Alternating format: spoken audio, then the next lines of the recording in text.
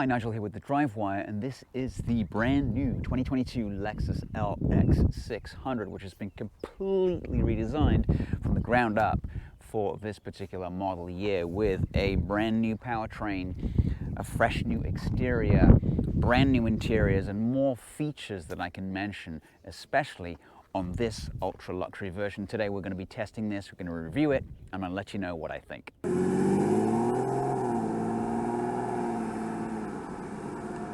Can you believe it's been 15 years since Lexus actually redesigned this car? The old one was becoming somewhat antique and it was very agricultural. This one, the new one, comes in 4 distinct trim levels. There's a base trim that starts at 88, then there's a premium trim which starts at 96, and then after that you can get the all-new F Sport version, not quite sure why, for 102. And then beyond that, you go into luxury territory. So the luxury starts at 104, and this one, which is an ultra luxury, is $127,000, and you only get 4 seats. Anyway, more on that later. So from the side, it is slab-sided and absolutely massive. And from the front, you certainly won't miss this massive grille, these nice LED headlights, and it's so big, it's actually really good at catching bugs. As you can see, they are all over the front of this car. And then from the back, the new trend is to spell out the word Lexus instead of having the L badge in the back. You've just got the LX600 right here. The rear's been redesigned, brand new tailgate. I actually think it looks pretty cool. On this ultra luxury, you get these massive 22-inch rims, and it makes the rotors look pretty small, but they're definitely big enough. They got these big 2-piston calipers to get this 5,700-pound vehicle to a stop pretty quickly. Now, it is wearing these Dunlops. They're fairly low profile for a big luxury SUV, but they're pretty damn good. These Dunlop Grand Treks, and they sort of give a little bit of grip off-road as well. Now, we will be taking it off-road at some point, so we'll show you that footage later on. So we're going to have to deal with it. This is the replacement for the Land Cruiser here in the US, but of course it does have some pretty good off-road chops since it's pretty much based on that car. It's just wearing a Lexus suit. Now this can climb up to 45 degrees and wade through 28 inches of water, if you can find that anywhere in Southern California. Now size-wise, it isn't really much bigger than the other one. It's about 0.8 inches longer, 0.4 inches wider, and the roofline is set at the same height. It will also tow up to 8,000 pounds, which is 1,000 pounds more than the old model. Now you get 8.9 inches of ground clearance. It has an active ride height system that will actually increase it by 7 inches or lower it by 2. Now that's standard on this ultra luxury. Of course, you've got to fork out $127,000 to get that, but it is an option on both the F Sport and the regular luxury model. So the LX600 gets the same powertrain as in the Land Cruiser and also in the Tundra. It has 409 horsepower, 479 foot-pounds of torque driven through an excellent 10-speed automatic. Now, Lexus say it's about a second quicker to 60. That's not really its point. It has a ton more acceleration in the mid-range than the old V8 that it used to have. This is a massive improvement for this car and its drivability. So, on the ultra luxury, you do get a powered liftgate. Of course you do. And then that opens up to reveal approximately 41 cubic feet of space. Now, this one has a little bit less space than some of the other models because there's a huge center console in the back seat with massive amounts of controls, which I'll show you later on. And so it does impede a little bit in the overall space in the back here. And of course, you only get 4 seats. That's about $31,000 per seat. So once you're in the back, it's a little bit cramped, but this is the best part of this car, is you have this control panel right here, and you can control this seat, the passenger seat, and also the seat on the left, as well as a whole bunch of other stuff. So if we hit seat and then adjust the passenger seat, we can have the passenger seat just completely disappear with one button. So there it goes. At this point, it doesn't really matter how long my legs are because I have acres of room. Look at that. The next step is we need somewhere to put our feet, basically. So let's just do this real quick. Oh yeah, here's the footrest. Slowly coming down. Can't imagine how many electric motors there are in this car. Okay, so now I've got a footrest, but I'm still a little bit kind of not quite comfortable enough. So now I press this button here, which starts to put me all the way back. And now I'm very comfortable. Wow. This is absolutely amazing. This is the life. Now, what I can also do is I can go back to the main menu. I can hit climate, and then I can choose to have the cooled seats on. So now I've got some cooled seats. It's quite warm today. Now I can go back in the menu and go to relaxation. So relaxation will give me full body refresh, upper body, lower body, shoulder, full body simple, lumbar, or full body stretch massage. This thing is ridiculous. Let's just do a quick full body refresh, see how that feels. I'm on level 5. It's not going to be like a Thai massage, but it feels pretty damn good right now. It starts at your shoulders and works all the way down. That is very relaxing. All right, I'm going to turn that off because I got a job to do. So you can also play around with the left seat that has massage and everything like that as well. And it also has these really cool, what they call shower head vents. So I got a vent here, which is gently wafting cool air onto my face. And then this other vent here, which gives me more of a shower feel. It spreads the air on top of my head. And then from this main menu, you've got choices of, this is where I went in to get the massage. You've got a lamp, you got your climate control, add the seats, etc. And then audio, so you can choose the source. You want to go Bluetooth, play something that's on your phone, FM, AM, I don't know who listens to that, and then Sirius XM. And then you can also change advanced settings for front, left, or right. There are so many controls on this vehicle. And then here are your 2 cup holders for your gin and tonic. And then behind that, you get a Wi-Fi charger, and that's really the only problem in this car because there isn't one in the front. What? For this price, I expect a wireless charger. There isn't one. I'm told that Lexus is working on it. Press this button here, opens up this lid. You get access to a headset jack, so you can listen to something on the infotainment system. Got a 12 volt and then 2 fast chargers and then another headset plug for the right seat passenger. It's all very, very well done. So at the front, you're not a second class citizen, but you're definitely not as good as you are in the back because you don't get massage seats and you don't get a Wi-Fi charger, which I mentioned earlier. But these seats are absolutely beautifully comfortable, beautifully soft leather with multiple power. The steering wheel feels really good in your hands, beautiful soft leather on it. It's not too big either. I hate those big hoopy steering wheels. But yeah, the quality of the materials is really nice. I like the design. They got this like little rubber section here behind the door. Helps you grip the door a little bit better. Really done an excellent job with this car, including a lot of the design features, and of course it's built to last forever. Dominating the center console is this new screen. It's not a huge screen, but it's got a ton of information on it. What I really like is as I move the steering wheel, look, you can see the wheels moving. It's kind of cool. 2 arrows there show you what height we're on. It's kind of difficult to see, but we're 1 up from the lowest. It goes up 2 more, H1 and H2 in height. Got a little menu in the side here. We're showing currently car. That's for settings.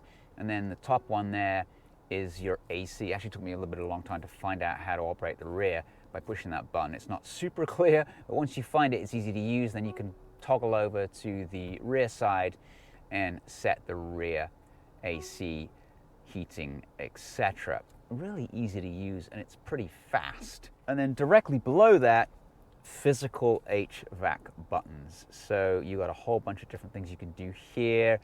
Defrost, climate concierge, recirc or not. You can move your temperature up and down here. Go back to the main screen, you can see the temperature moving. Other side, you got your fan speeds, etc., rear defrost. Below that, this is the mode select. So you can, I'm currently in normal mode. If you go left, comfort shows on the big screen too. Eco. Go the other way, you've got Sport S and Sport S Plus. Not really sure why. It does remap the transmission.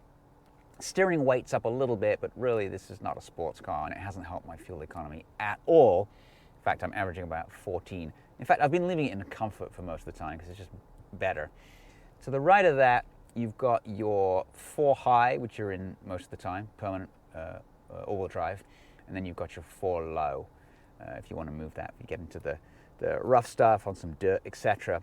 Then you've got your crawl mode right here, and then you've got your mountain mode or off-road mode. It shows MTS Auto. The system raises the height. You could feel it slightly moving up here. Once it's stopped, you're at the height for off-roading. That is the button. And we'll go off-roading, as I said earlier, in a bit. We'll show you that footage once we have completed it.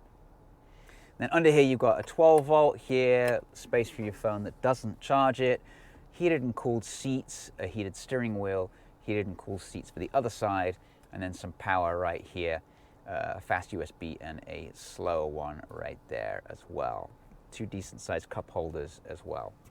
So to the left of where you can put your phone is the parking brake hill hold assist. There are your diff locks. There's one central locking diff, traction control off, and then these are your 2 height adjusters if you want to do it manually instead of setting it directly in here for mountain mode. And then another ultra luxury feature is if you open this up, it's a refrigerator. Little button right there says cool box, and it does get quite cold. And then there's a little tray there for whatever stuff you might need. I just threw my water bottle in there to get it out of the way.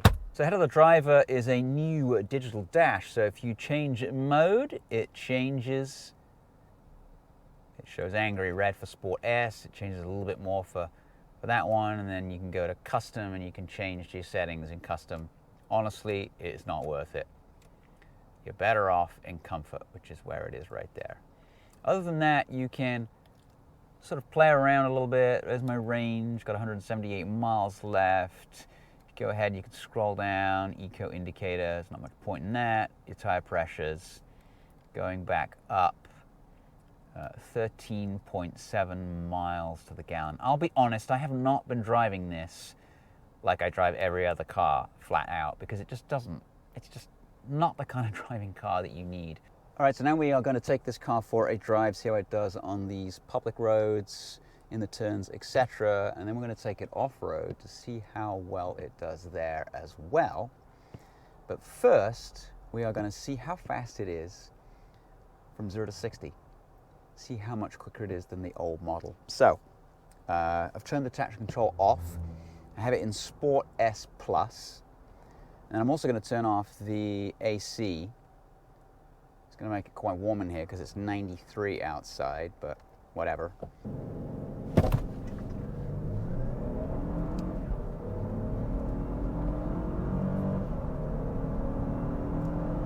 And we hit 60. Got to slow down for this turn. It's very hot in here now. Whew. All right, let's turn the AC back on. God. All right. So that looks like 6.4 seconds to 60. That's not bad. I could have a few other goes and maybe get it quicker. It seemed like it didn't launch as quick as I would want it to, but it's kind of quite a big amount of mass to get moving. But 6.4 seconds is a lot quicker than the old one. I think that was around maybe a 7.4. So on the move, particularly in Sport Plus, it feels kind of lively. The steering feels direct. It's not too bad. Now, you do feel that this is a big car, even though it's lost a few hundred pounds in weight. It still feels quite big. And then when you press on the brakes, even in Sport Plus mode with the, should I say, firmest suspension setting, which isn't really that firm, the nose dives, The nose rises when you accelerate, but you can get a pretty decent move on in the turns. And the tires don't like it that much because they're basically all seasons, but they're not low profile, and this is really not what you're meant to do in the LX600, but we're going to do it anyway. You've got to be careful with your speed going into a turn. It's definitely not a sports car, but once you get out of the turn, it goes. You can feel on the limit that it is going to want to understeer, safely understeer, straight into a field. Even in Sport Plus mode, it's quite comfortable. There's a little bit of jiggling around. I mean, it is basically a body on a frame chassis, so it's like a truck. So one annoyance, the lack of the wireless charger, that's really annoying. That is supposedly being fixed by Lexus, but it's a big miss. I mean, you give a wireless charger to the rear passengers, and yes, I know it's an ultra luxury version, so the backseat passengers get the best ride, but come on, I don't want a cable dangling around. I mean, you've got Apple CarPlay wirelessly and no wireless charger. Huge miss on a car that's $127,000. So we're headed over to a spot where we're going to take it off-road. We're going to do some hills going up, check out its traction, despite the fact that it's on street tires. I don't think it's going to have a problem with what we're going to throw at it. And then we're going to come back down and we're going to see how the crawl control system works. My understanding is that it doesn't make that horrible noise that Toyota systems made in the past. Felt like the car was going to fall apart. They have a new system on this. We'll see how quiet it is when we get there. All right, so here we are with the LX600, and we are off-road. So we are going to take this car, attempt to, up this quite steep, rutted hill right up there. Probably have to use the diff locks to get there. All right, let's go. So we're just going to raise the ride height up just a little bit, actually to its maximum. And it looks pretty tall when it's on the highest setting. So here we go, street tires.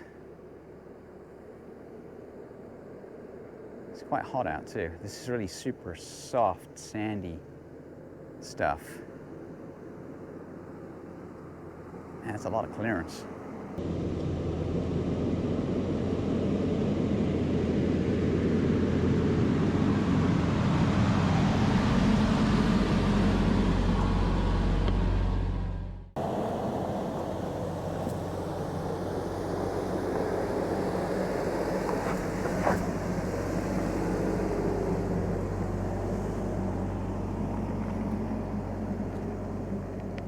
Well, that was pretty easy.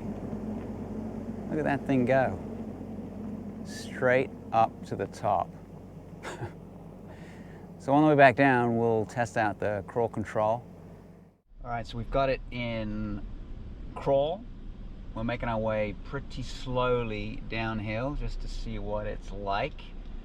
The suspension has raised itself up to H2 mode. It's pretty rocky here. And I'm on the slowest speed right now. It just takes it around 2 miles an hour over some of these bumps. But it's doing really well without it. In fact, I think I'm going to shut that off and just go into regular mountain mode, and we'll just go down the rest of this on the brakes. And we won't be here all day that way. This thing, I haven't even got the diff locks on. I mean, this is just incredible. But it is a Land Cruiser. So we shouldn't really be surprised at how damn good this car is.